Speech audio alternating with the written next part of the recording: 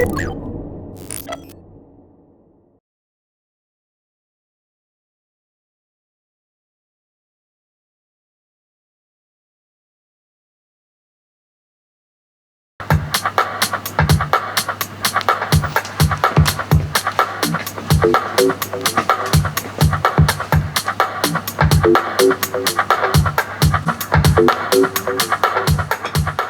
what's going on, Trackstack? I'm here for another episode. This time we wanted to do something a little different. We've done a couple tutorials already and stuff like that. For this episode, we wanted to just talk about the industry, talk about my process, talking about my mentality towards music and towards preparing for shows and stuff like that that you guys could find useful in certain situations. I feel like sometimes we kind of keep certain things to ourselves, but I think this is a good platform for us to share our secrets and our way of thinking regarding production and DJing. So here we go.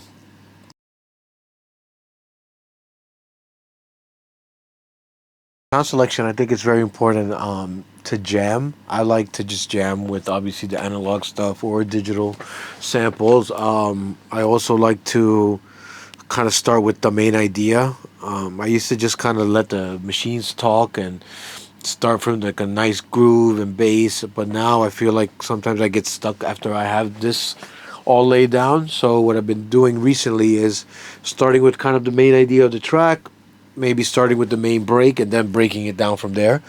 With sound selection, I really just try to make sure my sounds are in key. Either I use Auto Tune Pro to kind of just put them on certain elements to make sure that we're in key with the bass and with any melodic elements. I think staying in key is definitely important for your mixing as well. It's really gonna help your mix come together. And yeah, this with all the other platforms that are available to us right now, like Loop Cloud, Splice, and all these other stuff that you could already put everything in key. I think it really helps with the development of the track.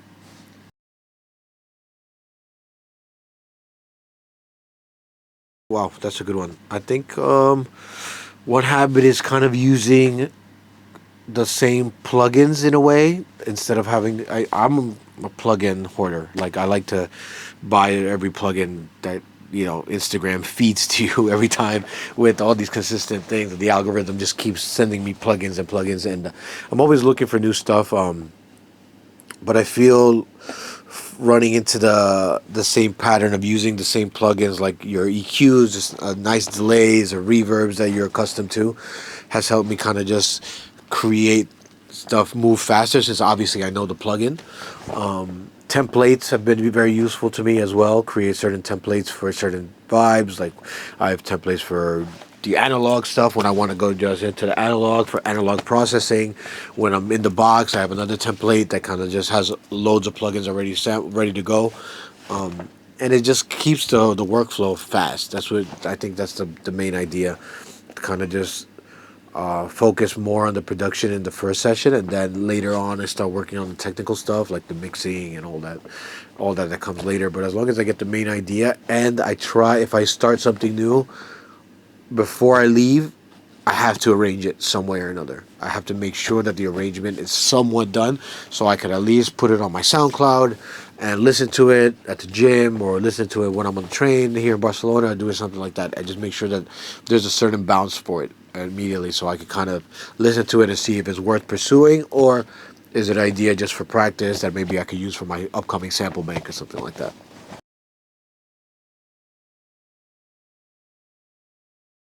Common mistakes I've seen is maybe it's not loud enough. I feel like certain elements are too quiet. They control, they're mixing a little too low. So when you start bringing up certain elements, it kind of disbalances what they're doing.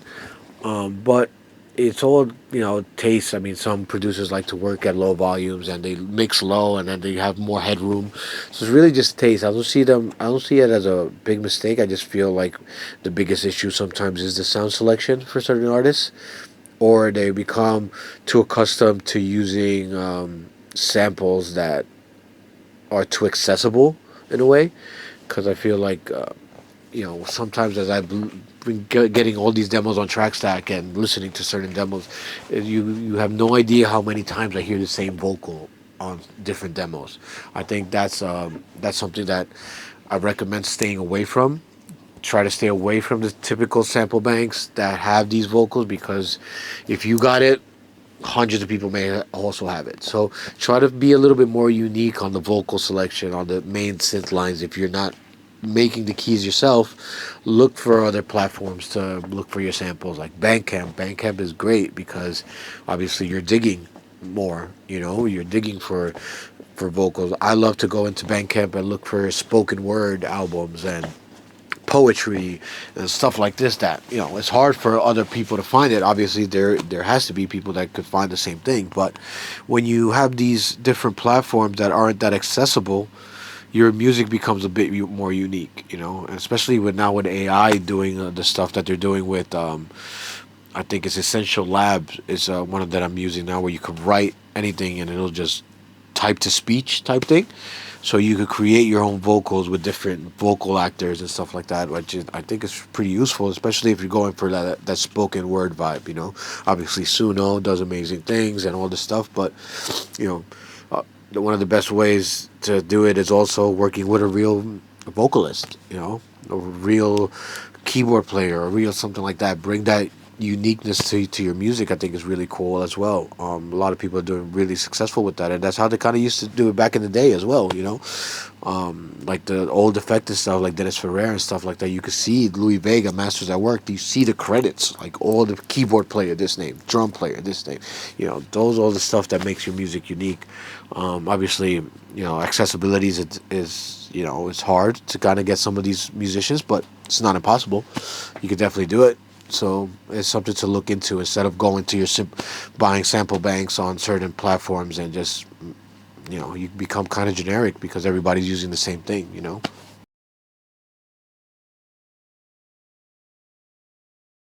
I mean, everybody tells me what my signature sound is, but I really don't notice it. I just kind of do what I do. I feel like I'm very kick driven, bass driven. Sometimes I go a little dark in my music, and I know it. I get the feedback all the time from management and agents and stuff like that. But it's me, It's something that represents me, and it comes out that way. I've tried to lighten it up a little bit, work a little bit more groovier, more stuff like what I did with Risque and all these other releases that I've done, especially for the album.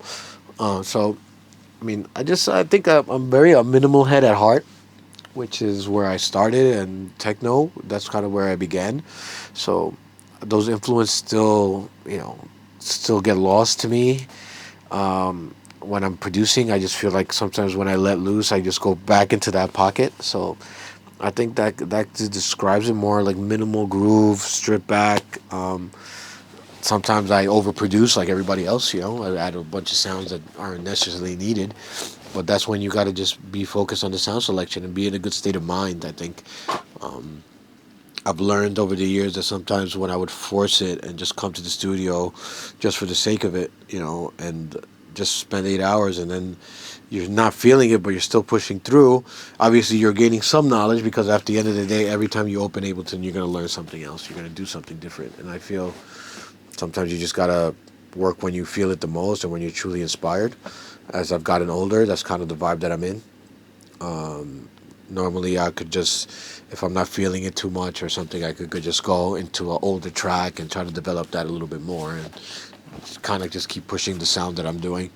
But yeah, I think it's mostly that. It's most like it's a little harder, a little tougher, I feel. That's why it's great to have the Pocket Tape to kind of help me release music that I feel that you know it's not what I necessarily make, but I still respect and I enjoy playing. So that's kind of what it is right now.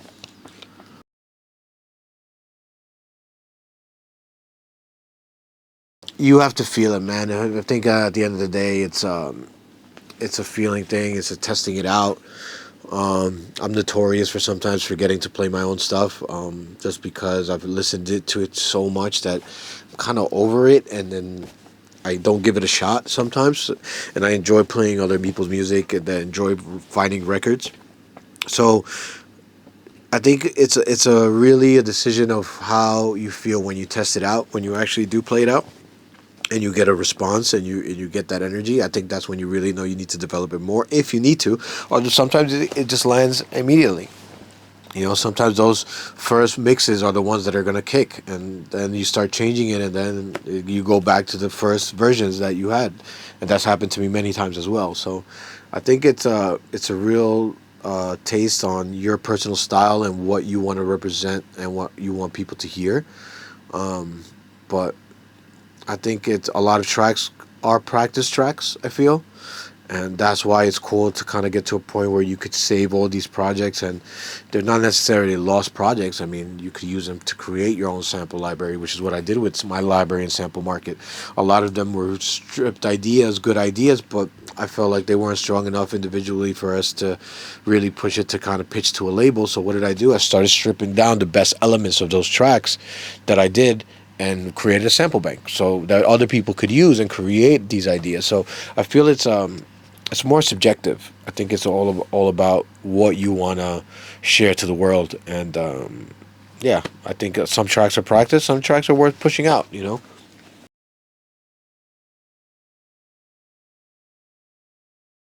Big fan of just looking at the crowd, man. I'm always looking at the crowd, looking behind me, looking backstage, looking at the people that are swarming the backstage to make sure they're dancing, they're in a groove, they're smiling, they're dancing. Look to the front, look to the left. I mean, always look at your crowd. Don't get so lost in looking at the mixer and doing the technical stuff, because sometimes what you're transmitting isn't really working, and that's when you need to really respond to the crowd and adjust if you need to. That's why when I prepare, I like to prepare, obviously I like to do my homework on the promoter. What's this promoter's party looking like? What's the vibe? I just played a party for Cacao, which is more of a Latin vibe, which I haven't done that much, but I enjoyed it because it was a different crowd. They were very in your face, just energetic, up and down. So I kind of prepared a more Latin vibe for it, but I still kept my identity, which is still on the tracks that I thought could work well in transition between the Latin ones and stuff like that, to kind of keep. You don't want to play the same thing all night. You want to surprise the crowd as well.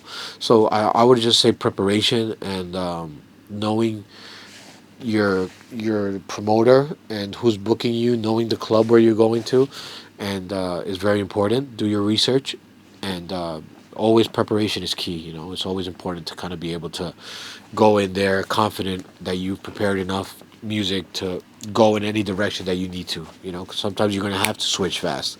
This isn't working. Let's go somewhere else. Boom. They like it a little bit more under. Let's go this way. They like it a bit more vocally. Let's go that way. More drums, more this electro, whatever. You got to be ready for that, and that's the key in preparation. I listen to hundreds of tracks before a set, just to make sure that I have a good option. I have, in each playlist, 100 to 150 tracks, all through mixed in key, where I could go in different directions and mix harmonically if I need to.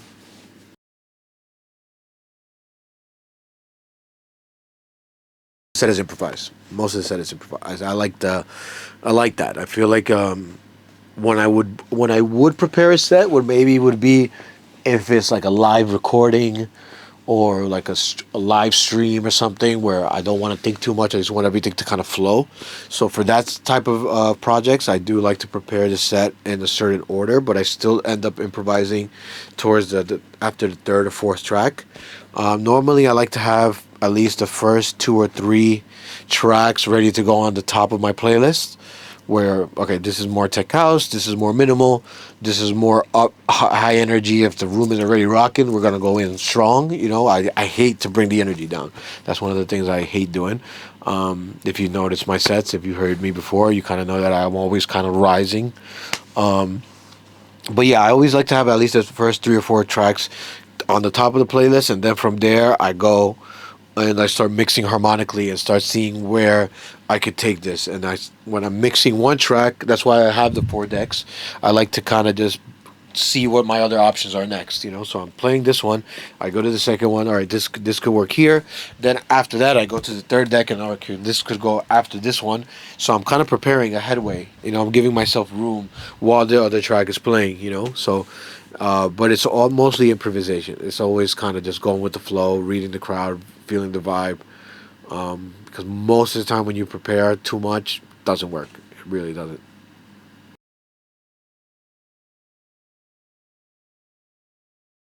The world that we live in now. Before we didn't even think about this stuff, you know. Before when I was coming up, Spotify didn't even really exist, you know. So we would make clubs for the club, which is that was my main focus, and I still have issues to this day when I try to think about Spotify. Is like, will this work on Spotify, and obviously the newer generation is more keen on it, and they know exactly what to do with the Spotify tracks, and they start in two like 5 seconds, and then they're already in the vocal, so because you always got to do these radio edits now, and I feel like everything's changed so much that you know you're catering to this the Spotify thing is if because promoters are looking at this, so it's a constant struggle with kind of doing that. But I feel like club tracks are more extended. They give you the time to develop your idea. They give you the time for it to progress. Spotify, I feel like you got to go straight in, and if it's not grabbing people's attention, they're going to skip through it, and it's going to mess up the algorithm, blah blah blah blah blah blah, all that stuff that you hear consistently. So it really depends on the artist, man. I'm a club head at heart. Spotify is great, and it does cool things for artists, and it's a good way for people to be introduced to your music that may have never heard you before. But my focus is still always going to be on the club, and that's what Pocket is there for. We don't really have a lot of radio edits. I don't think we ever do radio edits. I think we just do it maybe for Spotify and specifically, but I think. When I never ask artists to give me radio edits. I think it's just we focus more on the club stuff. So, but yeah, I think it's just that it's whether you want to focus on that Spotify sound or you want to work on focus stuff on the club. Obviously you could do both by editing it, but it's just the world that we live in now. It's changed a lot. Also, just wanted to say, don't get discouraged if I'm rejecting a lot of your stuff on Trackstack. It's not easy, guys. Let me tell you. When you get to a point where you're getting 500 demos, 600 demos a week, it becomes a little work. But I listen to as much as I can. Don't get discouraged. Some points of advice that I think you guys should do is always try to listen to the label first before you release or send something to that label, because I get a lot of demos that have no idea that they were probably sending it to Pocket and they have no idea what we do, because you could tell there's like hard trance or it's melodic techno or all this stuff. Like, I respect the genres, but that's not what we do. So listen to the labels, listen to what they're doing before you send a demo. Second, don't get discouraged. It's keep pushing. It happens to all of us. Some label, we all push for a certain sound. We all want to be on certain labels, but sometimes it doesn't happen. Either the A&R is too busy, or sometimes I get overwhelmed. Sometimes I like the record, I play it, and it just doesn't do it for me. Or sometimes this happens as well, where I reject the demo, but I download it anyway, just to play it and have it, and then I want to sign it later, but it's too late. So just keep that in perspective. Sometimes it's nothing personal. It's great to have a relationship with the label first. It's very important. I did that years ago. Quick story. I remember when we had to do when I was trying to get on Hot Creations. I never knew Jamie Jones, and this is a story that it's funny enough because it was a closing like 2016 or 2015 in Ibiza, Blue Marlin. The Bros are playing back to back with Jamie, closing of, I think it was Paradise, or it was a closing of Music On, and I think it was all three of them playing. The Bros play one of my records called Most of the Time, and you can find it on Bandcamp, I believe. I think so. Or where did it come out? Maybe AJ Crystal's label. Anyways, Jamie heard it, and I didn't know Jamie then. And Jamie turned around, and the Bros like, yeah, this is JP's record. Jamie Jones turned around. He's like, yo, wow, this tune is sick. He's like, I immediately just like, great. Can I get your demo? Can I get your email real quick? And I just immediately asked for the email. He's like, yeah, sure, sure. He gave me the email, and that's how REP, Bogus, and Crispy and the Hot Creations came about. That's how Hot Tracks came about. Just building that relationship with people personally, so they at least know your face. Sometimes it's hard for me to sign records if I don't know the artist. I don't know where he came from. I don't know what he represents. I don't know who he's associated with. So when I have that personal relationship with artists, it makes it easier for me to even think about considering signing the track, because bro, it's a lot of work. It's a lot of work to release an EP. It's a lot of work to do it right. It's a lot of investment, personal investment in time of the artist and myself. So it's something that you guys got to take in consideration. Try to create that personal relationship. Don't bombard the emails with stuff and they have no idea who they are. So that's one of my point of advice. I know it's harder now, because everything is so digital, everything is so online. But if you go that extra step, I'm sure it's going to be easier for you to get your record signed than other labels. 100%. So this is JP. Hope you enjoyed this. If you have any other questions, type it up in the comment section. We'll get back to you. Thank you for signing up. Thank you for being a part of our family. And stay tuned. We're going to have special guests coming this summer. We're going to be offering some mix down and mastering services with one of our engineers. Stay tuned for that. We'll be giving more info on that as well. And stay tuned, because I'm looking currently to sign up some more coaches under Pagate, and that have signed with us and have released with us, so you can get some more input and advice from other than myself. And just thank you for being a part of this crew. Much love. Peace.